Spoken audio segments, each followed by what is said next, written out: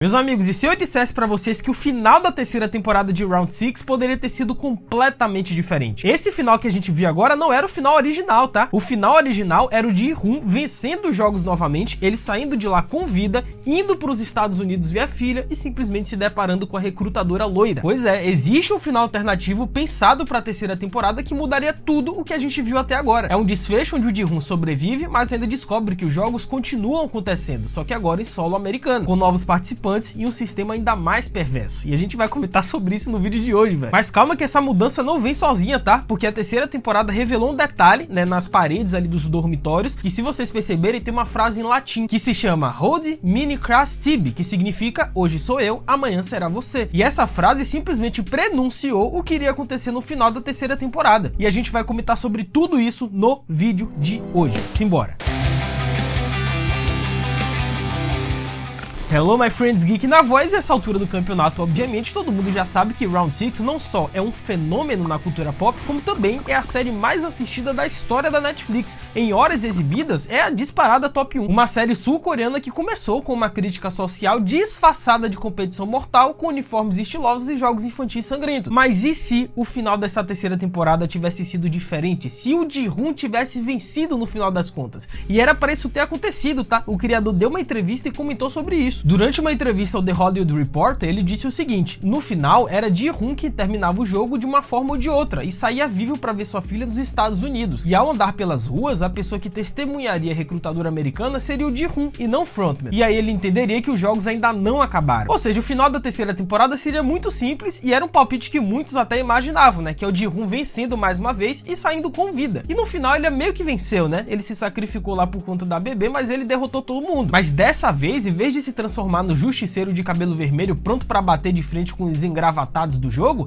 ele iria tomar outra decisão. Ele iria para os Estados Unidos ver a filha. Simples assim, só que no meio da rua ele simplesmente iria se deparar com essa recrutadora loira. Porque a gente sabe que em Round 6 as coisas não são tão simples assim, né? Você acha que o Ji-hoon iria só para os Estados Unidos e iria ficar por isso? Negativo, cara. Ele iria perceber que lá em outro país os jogos também existem. E não é qualquer recrutadora. Dessa vez é uma versão americana da figura misteriosa que jogava o Dagji com os possíveis participantes. Um terno diferente, talvez azul em vez de vermelho, um sorriso simpático demais e um cartão com número de telefone que ninguém devia ligar. E naquele instante o Ji-hoon percebe, isso não acabou. Mas e aí, vocês gostariam que o final fosse dessa forma? Seria mais coerente na opinião de vocês? Comenta embaixo que eu vou ler e responder todo mundo. Tá, mas por que o criador ele não escolheu esse final? Por que ele optou pelo sacrifício do Ji-hoon? Pois de acordo com o próprio criador da série, né, o Yang, ele queria um final impactante, algo que encerrasse o arco emocional do Ji-hoon de forma dura, sem abrir caminho para fácil continuação. Nada de ganchos fáceis, nada de final feliz, ele queria algo impactante, porque o próprio criador, a gente percebe nitidamente, né, pelas declarações que ele dá, que ele tá com um desgaste mental e físico muito grande em produzir Round 6. Ele disse recentemente que para fazer a primeira temporada ele perdeu 6, 7 dentes, para vocês terem uma ideia. Por isso pode ser que ele queira deixar a franquia descansar um pouco, né, dar um tempo, permitir que o universo respire antes de qualquer spin-off ou adaptação americana ganhe força, né. E aí entra outra dúvida também, será que o criador de Round 6, né, o Yang, ele vai estar envolvido com esse novo spin-off que tá prestes a ser confirmado de Round 6, que é a versão americana? Cara, a resposta por enquanto é não sabemos. Simplesmente não sabemos. Possa ser que sim, possa ser que venha o anúncio, mas o que a gente sabe é que o David Fincher, né, de Clube da Luta, ele vai dirigir esse novo Round 6 americano. Isso é a única confirmação que a gente tem. Mas até agora o Yang ainda não está confirmado como parte ativa do projeto, o que é curioso, né, considerando que o universo é criação dele, do Yang. Se ele voltar, talvez o Ji-hoon apareça como uma ponte entre a versão sul-coreana e a americana. Um tipo de personagem que transita entre mundos. Seria meio que um veterano dos jogos que vai ajudar ali os novos participantes a sobreviverem aos jogos, ou até derrubar o próprio sistema mais de uma vez, né? Ele tentar mais uma vez. Mas se ele não voltar, talvez seja o fim da linha pro Ji-hoon. E aí, tudo que nos resta é imaginar esses finais alternativos que nunca chegaram à tela. E cara, existem alguns cenários interessantes que eu pensei aqui que daria pra série explorar caso o Ji-hoon realmente tivesse sobrevivido no final da terceira temporada. E seria interessante, tá? Se liga aí. Como, por exemplo, o Ji-hoon, ele poderia virar um espião infiltrado nos Estados Unidos. Olha só. Cara, o Ji-hoon, com aquele olhar cansado de quem já sobreviveu ao inferno 2 vezes, decide se infiltrar nos jogos americanos. Não como jogador, claro, mas como alguém que quer entender como tudo funciona por lá. Ele começa a investigar por conta própria, vai até o endereço do cartão que viu nas mãos de uma nova vítima, passa dias observando, dorme dentro de um carro alugado, come fast food com gosto de isopor e finge ser um entregador só para entrar em prédios suspeitos. Tudo isso com inglês sofrível, né, mas que arranca sorrisos de simpatia dos americanos. Até que um dia ele encontra contra a sede dos Jogos Americanos. E aí ele decide entrar e ele percebe que é tudo diferente do que ele viu lá na Coreia. Ao invés de batatinha frita 1, 2, 3, a galera brinca com Simon 6, né? Pega-pega com paintball, bingo da morte e até um twister elétrico. Só que o mais estranho é que, diferente da Coreia, os Estados Unidos leva isso ao entretenimento extremo. Ou seja, eles conseguem comercializar esses jogos, meio que de uma forma ilegal, levando esse entretenimento para muitas outras pessoas.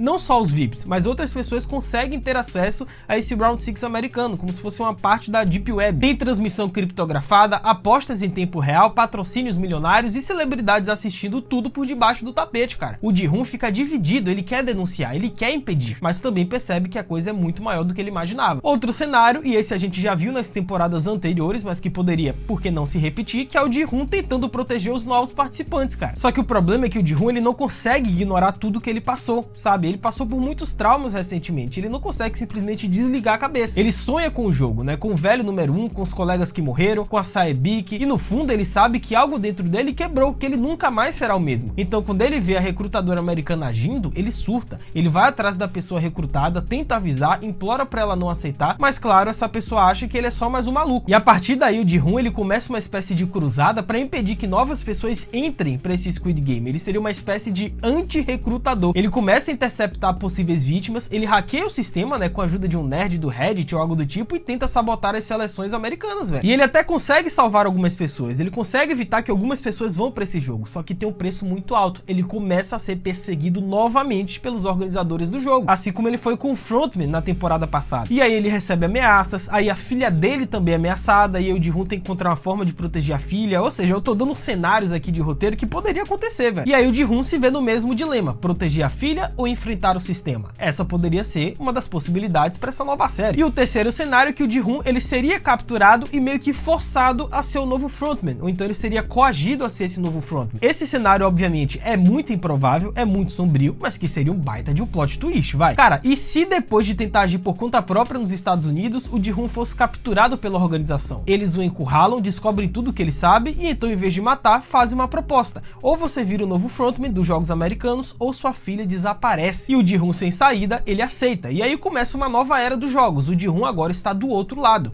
Ele não comanda só os jogos, mas tem que lidar com toda a estrutura corporativa do negócio. Ele é vigiado o tempo inteiro. Ele tem que sorrir para os VIPs e o pior, ele precisa esconder a revolta que sente, cara. Só que aos poucos ele consegue minar as coisas por dentro, né? Ele começa a colocar pistas, ele começa a sabotar, ele começa a salvar alguns jogadores, começa a mandar algumas pistas secretas pro FBI. Tudo isso de forma discreta, como se ele estivesse lá dentro sendo coagido, né? Ameaçado por conta da filha dele, mas por trás dos panos ele tá tentando desvendar tudo isso. E aí a gente tem um tipo de Breaking Bad reverso, né? Em vez de um cara do bom virando vilão, é um sobrevivente traumatizado virando infiltrado no Império da Morte. Agora, vocês perceberam que aquela frase em latim que tem lá nas paredes dos dormitórios meio que previu o que iria acontecer no final da terceira temporada? Aquilo tem um simbolismo muito grande, tá? Pois tudo que envolve os jogos de Round 6 é apresentado de forma aparentemente leve. Os cenários coloridos e as decorações vibrantes foram pensados justamente para contrastar a brutalidade dos jogos. E um bom exemplo disso está nas ilustrações presentes nas paredes do dormitório. Os beliches são cercados, né, por imagens com estilo infantil que representam os diferentes jogos que os competidores terão pela frente. Só que nessa temporada, né, além das imagens, né, que tem os jogos ali representando que eles vão jogar em breve, tem também uma frase em latim que se chama Hold Mihi Cras Tibi. Essa expressão pode ser traduzida como hoje sou eu, amanhã será você, e tem origens antigas. É comum encontrá-las esculpidas em lápides de cemitérios. E a ideia por trás da frase é simples, mas poderosa. Ou seja, é um lembrete sombrio de que a morte é inevitável para todos naquele jogo. E essa mensagem está diretamente ligada aos dilemas que Round 6 tenta criticar, que é justamente o impacto do capitalismo sobre os valores humanos. Ao longo das temporadas, a gente vê personagens dispostos a sacrificar tudo, até mesmo a própria vida ou a dos outros. Tudo isso em troca de segurança financeira. O próprio Olinan criou jogos com o objetivo de explorar esse tipo de desespero humano, né? Transformando em uma forma distorcida de entretenimento e lucro. Tanto é que ele e o Frontman tentam encontrar formas de justificar as atrocidades que eles mesmos criam e fazem nesses jogos com coisas do tipo,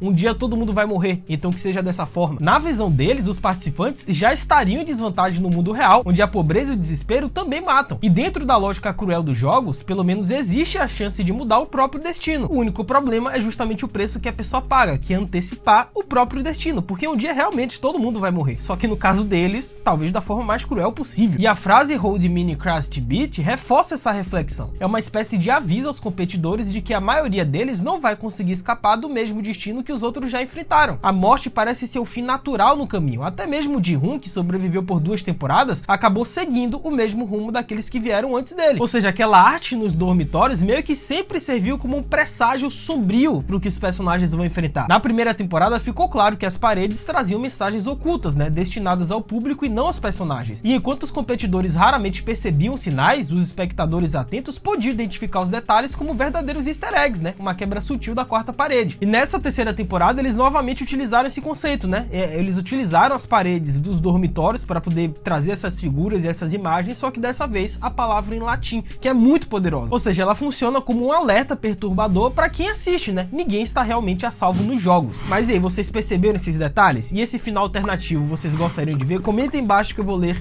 e responder todo mundo. É isso, até a próxima, valeu, falou e fui!